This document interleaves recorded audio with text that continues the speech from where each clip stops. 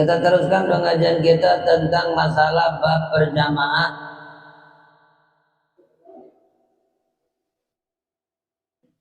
Wa huwa al-ma'mumu alimun bi salati imami bi musyahadatil ma'mumi lahu au bi musyahadati ba'dal sabbih. Si makmum harus mengetahui salat imam dengan mendengar imam langsung atau melihat imam langsung. Bimusyahadatil ma'mumi lahu, dengan cara menyaksikan dia makmum terhadap imam. Apakah dengan melihat, apakah dengan mendengar. Jadi si makmum harus tahu tuh langkah-langkah imam, gerak-gerik imam.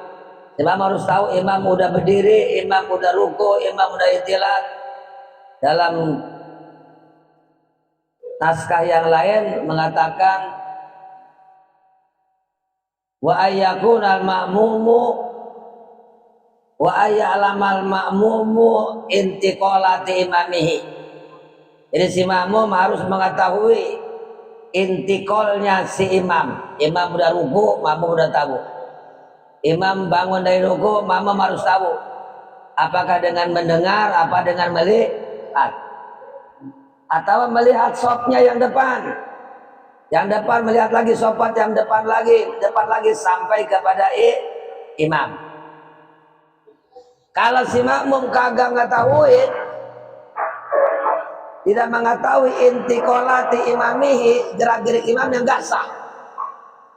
Kenapa gak sah? Ya bagaimana mau ikut imam? Orang dia makmum kagak tahu, imam ruku kagak tahu, imam i'tidal tidak tahu, berarti gak sah.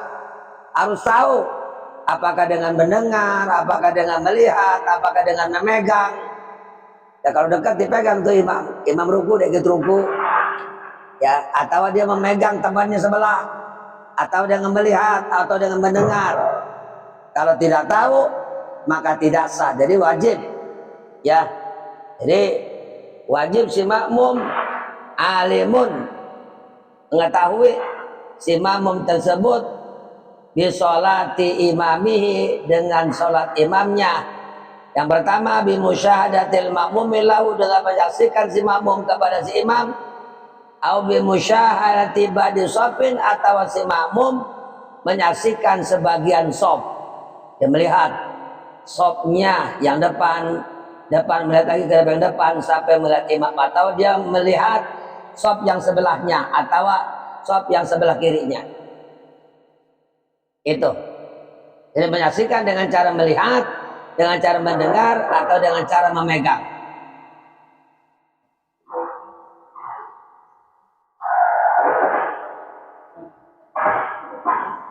Ajza'u, niscaya memadai atas ai kafahu, niscaya cukup. Ya. Niscaya cukup. Hu akan si makmum dalika, apa itu fisihatil iktida, dalam sahnya iktida, dalam sahnya mengikuti dengan imam.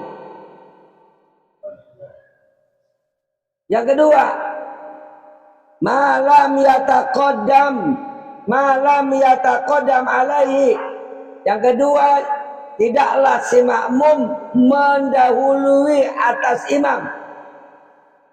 Tak boleh. Pada tempat nggak boleh si makmum itu lebih depan daripada imam. Harus si makmum lebih belakang daripada imam. Bagaimana kalau sama makruh? Makmum dengan imam sama sejajar, itu makruh. Manakala di tengah-tengah sholat si makmum lebih depan daripada imam, maka batalah sholat si makmum. Ya, jadi si makmum masih imam sejajar tuh. Di tengah-tengah sholat si makmum lebih depan daripada imam, maka batalah si makmum. Jadi rawan, dari makruh. Kalau makruh berjamaah berarti si makmum tidak mendapatkan fadilah berjamaah, hanya jasa berjamaah tapi tidak mendapatkan fadilah berjamaah. Makanya kita sebagai makmum harus lebih depan, harus lebih belakang daripada imam.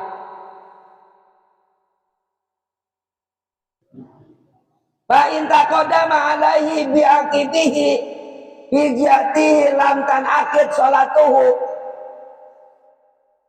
Maka jikalau takodama depan dia si makmum alai atas imam biakimi dengan tumitnya hijati pada arahnya lam tanakid pada barisannya lam tanakid, maka tidaklah sah sholatuhu sholatnya makmum. Jadi kalau si makmum lebih depan daripada imam, maka tidak sahlah si makmum, ya, tidak sah berjamaah, juga tidak sah sholatnya.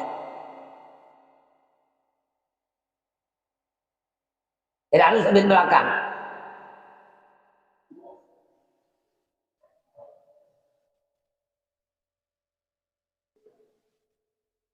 Wala taduru musawatu, maka tidak mudarat musawatuhu, sama.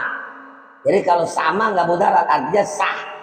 Antara imam dengan makmum sejajar, ya itu sah.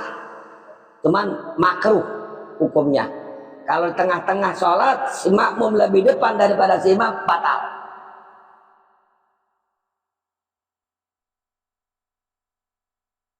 Wa yundabu takhallufuhu an imamihi qalilan, dan disunatkan apa belakang tuh si makmum, ya, an imami dari imamnya qalilan, hanya sedikit. Ini sunnah, lebih di belakang dari makmum, sunnahnya 1 hasta. Ya kalau imam sendiri, kalau imam sendiri berarti jauhnya 1 hasta dari imam. Kalau makmum berdua berarti jauhnya 2 hasta. Ya. Jadi kalau makmum sendiri itu sunnahnya antara imam dengan makmum jaraknya 1 hasta. 1 hasta ini dari sini ke sini. Tuh, kalau makmumnya 2 berarti 2 hasta. Ya. Tidak boleh melebihi 3 hasta. Antara imam dengan makmum lebih 3 hasta berarti sholatnya makruh. Ya, tidak boleh melebihi 3 hasta. Ya, jangan kurang dari 3 hasta, jangan lebih dari 3 hasta. Kalau lebih hasta antara imam dengan makmum jaraknya lebih 3 hasta, itu makruh.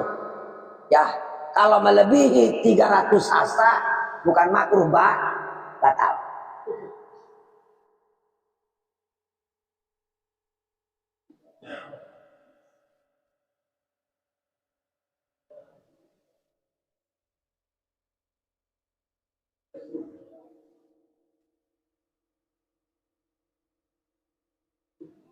Wala yasiru bihadza tahallufi munfaridan anil sabbi.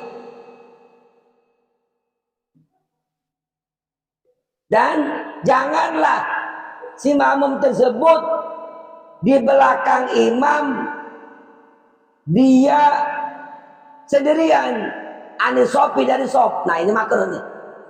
Ini kita misalkan contoh imam 1 sop udah beres tuh, 1 sop udah penuh. Ada sop tuh, bikin sop di belakang 1 tuh, itu makruh tuh. Ya, jadi misalkan contoh imam 1 sop udah penuh tuh. Kita tuh sendirian tuh di sop paling belakang sendirian, itu makruh. Ya, makruh. Makanya bagaimana? Cari teman di belakang. Jadi kalau kita sendirian, ya sendirian 1 sop sendirian di belakang, ya di belakang sop tersebut sendirian, itu hukumnya makruh. Bagaimana supaya jangan makruh? Kita tarik sop yang depan 1, ditarik tuh supaya nemenin. Ya, ini sop dari ujung ke ujung udah penuh, kita sop di belakang tuh sendiri itu makruh tuh. Mesti cari teman. Mana cari temannya? Di depan kita tarik. Itu kalau paham. Kalau nggak paham berantem. Lu sudah tarik, lu ngapain lu pada berantem sama gua.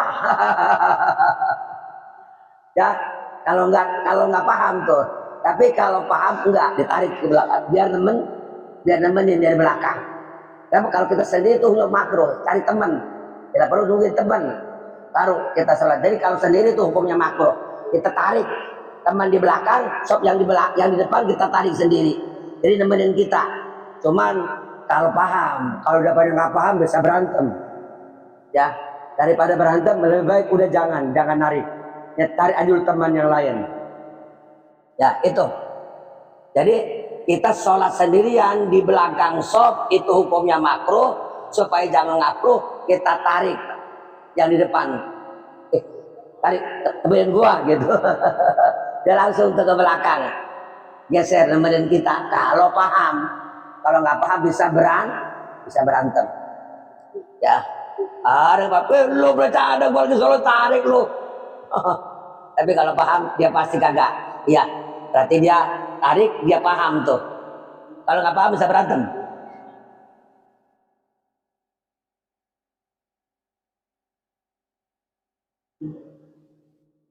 Hatta la yajuzu fadilatul jamaah, sehingga dia tidak mendapatkan fadilah jamaah. Jadi kalau barang yang makruh, kalau kita berjamaah makruh berarti kita tidak mendapatkan fadilah berjamaah. Artinya tidak mendapatkan pahala berjamaah. Berjamaah menyasah tapi nggak dapat pahala paham nggak tuh? Ya, jadi jangan sampai makruh.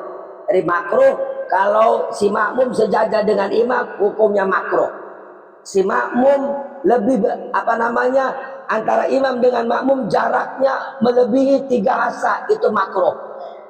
Kemudian kalau si makmum sendirian di belakang shop sendirian itu juga makruh.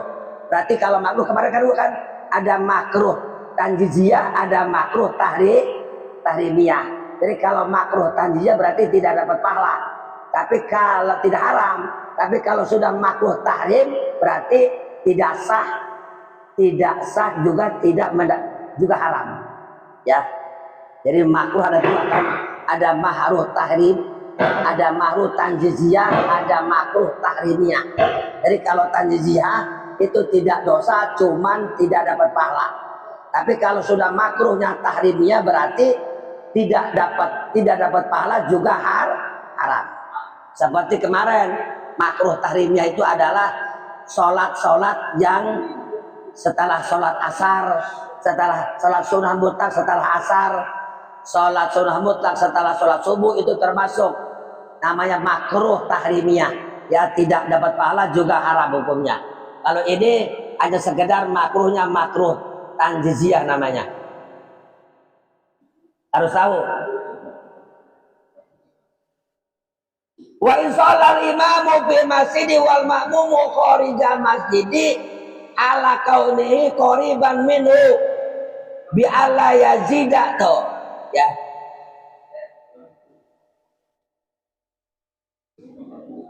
Jikalau si makmum ada si imam di masjid, si makmum di luar masjid, itu tidak boleh jarak antara imam dan makmum melebihi 300 hasta. Imamnya di masjid, makmumnya di luar masjid. Itu tidak boleh antara imam dengan makmum jaraknya lebih 3 hasta. Itu kalau tidak nyambung. Kalau nyambung mah boleh. Ya, imam di masjid, makmum di luar. Jarak antara imam dengan makmum lebih daripada 300 hasta. Dihitungnya dari mana? Dihitungnya dari perbatasan masjid. Bukan dihitung dari imam. Paham nggak tuh? Ya, dihitungnya dari perbatasan masjid sono. Ya, itu kalau melebihi 300 hasta berarti tidak sah berjamaahnya. Ya. Tapi kalau sudah melebihi 3 hasta itu cuman hilang fadilah berjamaah. Berjamaahnya masa tapi hilang fadilah berjamaah. Jadi harus tahu tuh, ya, tidak sah berjamaah dengan hilang fadilah berjamaah. Kalau hilang fadilah berjamaah berarti tidak mendapatkan pahala berjamaah. Jamaahnya sah, cuman tidak mendapatkan pahala berjamaah.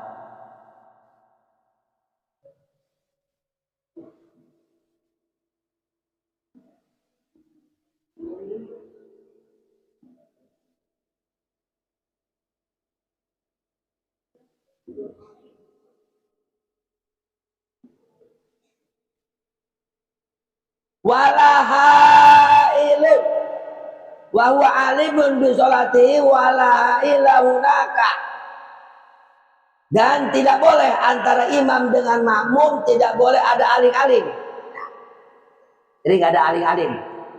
Ya, misalkan contoh imam ada aling-aling di tembok tuh, ada aling-aling tembok, makmum di balik tembok. Ya, bagaimana tuh? Si imam ada aling-aling antara imam dengan makmum itu tidak boleh ada aling-aling. Tidak boleh ada tembok. Tidak boleh ada apa namanya triplek. Ya, aling-aling tersebut yang akhirnya si makmum tidak bisa mendatangi imam. Paham nggak tuh? Jadi nggak boleh ada aling-aling. Ya, jadi misalkan contoh imam di depan, ini tutup, ada makmum di sini nih, itu nggak sah. Ya, kenapa? Ada aling-aling, mesti ada aling-aling boleh, tapi tetap mesti ada pintu yang kira-kira si makmum bisa datang ke imam. Paham tuh? Ya, misalkan contoh ini imam, ini dinding, ini makmum, dindingnya tidak ada pintu, tidak ada jendela, sehingga si makmum tidak bisa nyamperin imam. Itu tidak sah. Ya, jadi mesti ada aling-aling boleh, tapi mesti ada jendela yang kira-kira si makmum bisa lolos datang ke imam, atau ada pintu yang kira-kira si makmum bisa datang ke imam. Paham tuh? Ya, kan ada masjid tutup, di sini ada aula, ya ditutup dengan tembok sehingga tidak bisa. Itu kalau sama-sama, kalau di dalam masjid nggak jadi masalah. Yang penting si makmum bisa datang ke imam. Ada jendela kecil nggak apa-apa, ada pintu juga nggak apa-apa. Ya, tapi kalau misalkan contoh si imam di masjid, jamaahnya di luar, itu mesti ada, ya nggak boleh ada aling-aling. Kalau ada aling-aling mesti ada pintu. Pintunya harus terbuka, nggak boleh tertutup. Misalkan contoh ini masjid, ini jalanan, ini lapangan. Lapangan itu bukan termasuk anak masjid. Jamaah di lapangan, imam di masjid. Kemudian ada pintu. Itu pentingnya ketika pas takbir, itu pintunya masih dalam keadaan terbuka. Kalau ketika takbir pintunya tertutup, nggak sah. Paham nggak tuh lah? Ya, bagaimana ketika takbir pintunya terbuka, tengah-tengah sholat tertutup, boleh. Ya, apa itu? Ya kafiru fid dawam malaya kafiru fil tidak. Apa itu? Ada kan kaidah fikih, ya kafiru fid dawam malaya kafiru fil ibtida. Kalau permulaannya tidak sah, tapi tengah-tengahnya sah. Bila habis sholat pintunya terbuka, tengah-tengah sholat ada yang nutup, itu nggak jadi masalah. Yang penting permulaannya terbuka. Jadi malayak kafiru fil ibtida, yaktafiru fid dawam. Paham gak tuh? Ya, paham gak tuh? Ya, itu namanya kaidah usul fikih. Ya, malayak kafiru fil ibtida, yaktafiru fid dawam. Awalnya tidak dimaaf, tapi setelah dibuka tiba-tiba ketika tengah-tengah sholat ada yang nutup tuh pintu, nggak jadi masalah. Jadi kalau imam di masjid, makmum di luar, di jalan tuh, itu pintu harus terbuka. Yang kira-kira pintu tersebut bisa masuk, nggak perlu semua tertutup. Yang penting nyelengeng, tapi orang bisa masuk. Atau ada jendela yang kira-kira jendela tersebut orang bisa molos. Paham nggak tuh? Ya, hati-hati. Banyak kejadian banyak begini. Sholat Jumat, masjidnya pakai AC, tiba-tiba jamaah di luar, masjid ditutup karena tutup ada AC, jamaah di luar, itu nggak sah. Mesti dibuka dulu ketika takbir. Ketika takbir dibuka, pas tengah-tengah ada yang nutup, itu nggak jadi masalah. Yang penting awalnya, ya. Jadi la yaktafiru fil ibtida, yaktafiru fid dawam.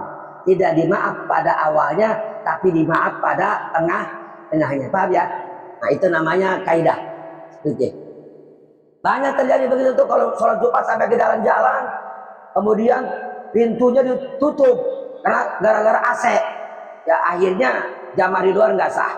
Kenapa? Karena tadi harus ada pintu atau jendela yang kira-kira si makmum bisa datang ke imam. Paham? Ya.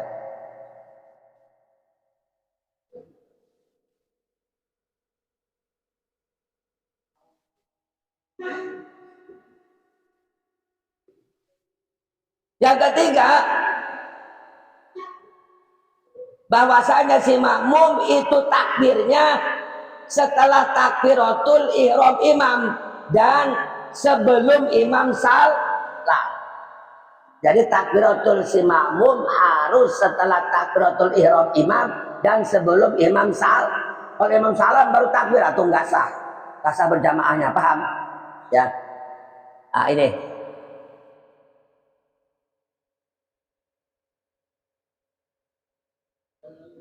Pasal tu ala yazida ma bainahuma ala talati mi'ati dira'in wa ala yakuna bainahuma hailun.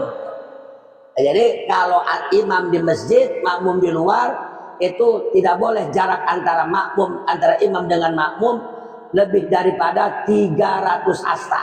Dari mana? Bukan dari imam, tapi dari ujung masjid.